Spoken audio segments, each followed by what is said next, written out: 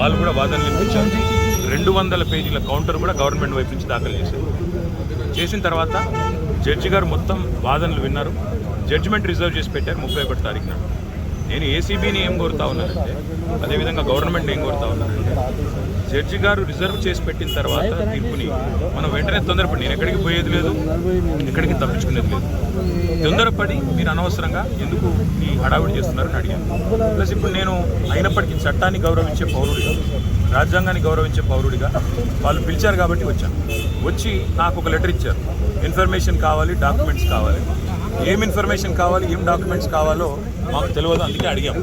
అడిగితే ఇప్పుడేమో వాళ్ళు లేటెస్ట్గా ఏం చెప్తున్నారంటే, మీరు ఒక్కరే రావాలి, లాయర్స్ రాకూడదు. ఆల్రెడీ తీర్పే అక్కడ పెండింగ్ ఉన్నది కాబట్టి మా లాయర్స్తో వస్తే మీకేం ఇబ్బంది అని అడిగితే సమాచారం ఇవ్వడం లేదు. దాంతోపాటు ఇంకా ఏమంటున్నారంటే, మీరు ఒక్కరే రావాలి. నాకు ఒక్కరే రావడానికి ఇబ్బంది లేదు, కానీ ఒక పౌరుడిగా నా ప్రాథమిక హక్కులకు కూడా భంగం వాటిల్లకుండా చూసుకోవాల్సిన బాధ్యత నా మీద ఉంటుంది. అందుకే పోలీస్ అధికారులను అడిగాను, ఎక్కడన్నా లిఖితపూర్వకంగా ఉందా నా లాయర్ రాకూడదని, దయచేసి ఉంటే ఇవ్వండి అన్నాను. సో వారు సంప్రదిస్తున్నారు. నేను ఇక్కడ కేవలం ఇవాళ ఏసీబీ ఆఫీస్కి వచ్చి మీకు ఏం ఇన్ఫర్మేషన్ కావాలి, ఇప్పుడు నన్ను వాళ్ళు అడుగుతున్న ఇన్ఫర్మేషన్ మొత్తం గవర్నమెంట్ దగ్గరే ఉంది. నేను తీసుకున్న నిర్ణయం ఏదన్నా ఉంటే అది మినిస్టర్గా తీసుకున్నాను, గవర్నమెంట్గా తీసుకున్నాను. అట్లాంటప్పుడు నా దగ్గర ఉన్నదని సమాచారం వారు ఏదైతే అపోహపడుతున్నారో అదంతా మీ దగ్గరనే ఉంది. ఈ వాదన అంతా కూడా నేను ఆల్రెడీ కోర్టులో చెప్పాను. కోర్టు ఆల్రెడీ తీర్పు రిజర్వ్ చేసి పెట్టింది. హైకోర్టు మీద ఉన్న గౌరవంతో, చట్టాల మీద ఉన్న గౌరవంతో, రాజ్యాంగం మీద ఉన్న గౌరవంతో నేను ఇక్కడికి వచ్చానని చెప్పాను.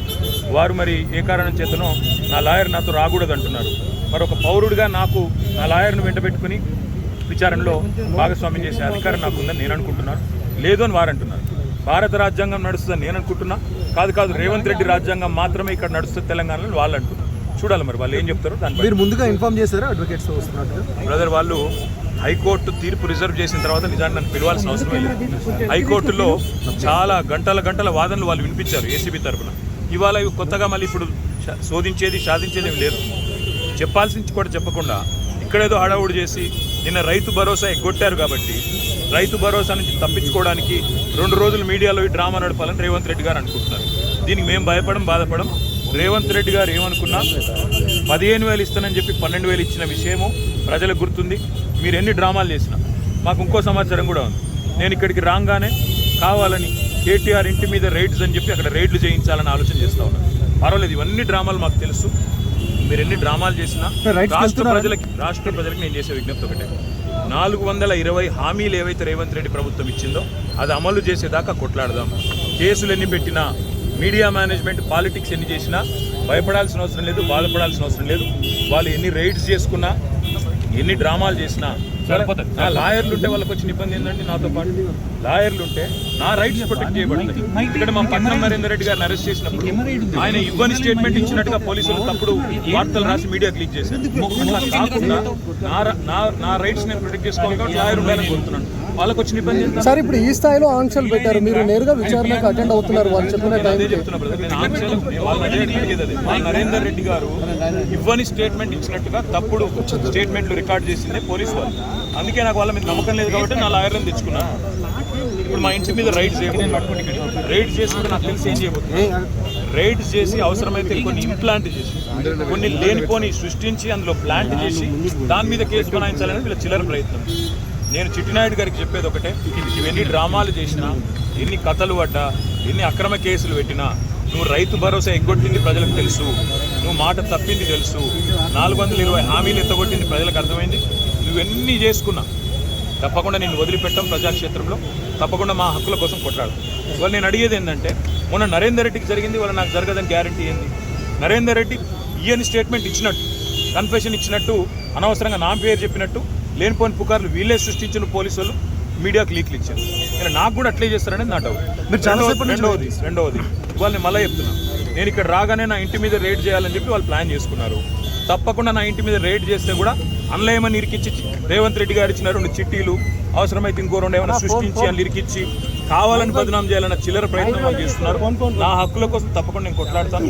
న్యాయవాదుల సమక్షంలో ఎంక్వైరీ చేయాలని కోరుతున్నాను. తప్పే చాలాసేపటి నుంచి వెయిట్ చేస్తున్నారు, ఇంకెంతసేపు వెయిట్ చేస్తారు? ఏమని చెప్తున్నారు? 5 నిమిషాలు చూసిన తర్వాత మరి పోలీసులు సహకరించకపోతే నా దారి నేను అంటే ఇప్పటివరకైతే ఏం చెప్పట్లేదు పోలీసు వాళ్ళు. మరి లిఖితపూర్వకంగా ఏం చేయట్లేదు, కానీ వాళ్ళు ఫోన్లు వాళ్ళు ఏదో మాట్లాడుతున్నారు పైకి.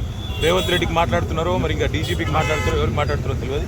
వాళ్ళు ఏం చెప్తారో దాన్ని బట్టి నా తదుపరి సార్ ఇప్పుడు అడ్వకేట్స్ ని అనుమతి లేదు అనేది అయితే నిబంధన లేదు కదా సార్. అడ్వకేట్స్ అనుమతి లేదు అనేది తప్పు. మొన్న పట్నం నరేందర్ రెడ్డి మీద ఏ కుట్ర అయితే వీళ్ళు చేసిండ్రో, ఆయన ఈయని స్టేట్మెంట్ ఇచ్చినట్టు పోలీసు వాళ్ళు ఏదైతే దొంగ స్టేట్మెంట్ సృష్టించి ఆయనను నన్ను బద్నాం చేసే ప్రయత్నం చేసిండ్రో అది జరగకూడదన్నదే నా తాపత్రయం. అందుకే లాయర్ ఉండాలని నేను కోరుకున్నా. లాయర్ ఉంటే వాళ్ళకి అభ్యంతరం ఏందో నాకు అర్థమైతే లేదు. ఏమైనా కానూన్ ఉందా చూపెట్టు, కాగితం చూపెట్టు, కాగితం చూపెట్టు. సార్ మీరు క్వశ్చన్ చేస్తే ఏం చెప్తున్నారు సార్? అడ్వకేట్స్ తీసుకొని వెళ్తాను కానీ మా ఇష్టం. ఇది ఇక్కడ భారత రాజ్యాంగం లేదు, అంబేద్కర్ రాసిన రాజ్యాంగం లేదు, అనుమల రేవంత్ రెడ్డి రాసిన రాజ్యాంగం ఉంది. మా ఇష్టం, మా జాగిరి అంటారు. ఏం చేయాలి? సార్ ఉద్దేశపూర్వకంగానే మిమ్మల్ని ఇక్కడ డైవర్ట్ చేసి ఇంటి వైపు రైడ్కి వెళ్ళారు. ఇంటి మీద ఇప్పుడు రైడ్కి వెళ్ళడానికి ప్రయత్నం చేస్తున్నారు. వాళ్ళు రైడ్ చేసి కూడా మన ప్లాంట్ చేస్తారనేది నా అనుమానము. తప్పకుండా చట్టపరంగా న్యాయపరంగానే వర్లేదు. ఆల్రెడీ తీర్పు రిజర్వ్ అయ్యి ఉంది. అయినా ఈ డ్రామా చేయాల్సిన అవసరం ఏముందో పోలీసులకి తెలుసు. ఈవెన్ ఫామ్ హౌస్ కేసులో కూడా ఇంటి దగ్గరకు వచ్చి ఎలాంటి అనుమతులు లేకుండా దగ్గరికి వచ్చి డ్రామా చేసి అక్కడ ప్లాంట్ చేసి రేవంత్ రెడ్డి ఇచ్చిన కొన్ని ఆడ పత్రాలు పెట్టి లేదా ఇంకోటి పెట్టి కేసులు పెట్టి ఇరికేయాలన్నది వాళ్ళ తాపత్రయం. అన్నింటినీ కూడా న్యాయపరంగా ఎదుర్కొంటాం.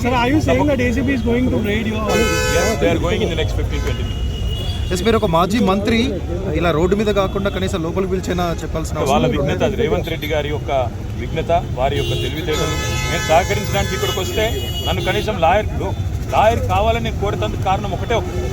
మొన్ననే పట్నం నరేందర్ రెడ్డి విషయంలో వీళ్ళు చేసిన కుట్ర, రేవంత్ రెడ్డి డైరెక్షన్ ప్రకారం పట్నం నరేందర్ రెడ్డి మీద ఇవ్వని స్టేట్మెంట్ ఇచ్చినట్టు అభూత కల్పనలు సృష్టించి, ఊహాజనితమైన వార్తలు సృష్టించి బదనాం చేసే ప్రయత్నం చేసి ఆయన కన్ఫెషన్ ఇచ్చిండు, కేటీఆర్ను ఏం చేసిండని లేనిపోని కథ చేసిండ్రు. మళ్ళీ మాకు అట్లా జరగకూడదు అనేది నా తప్ప. Thank you.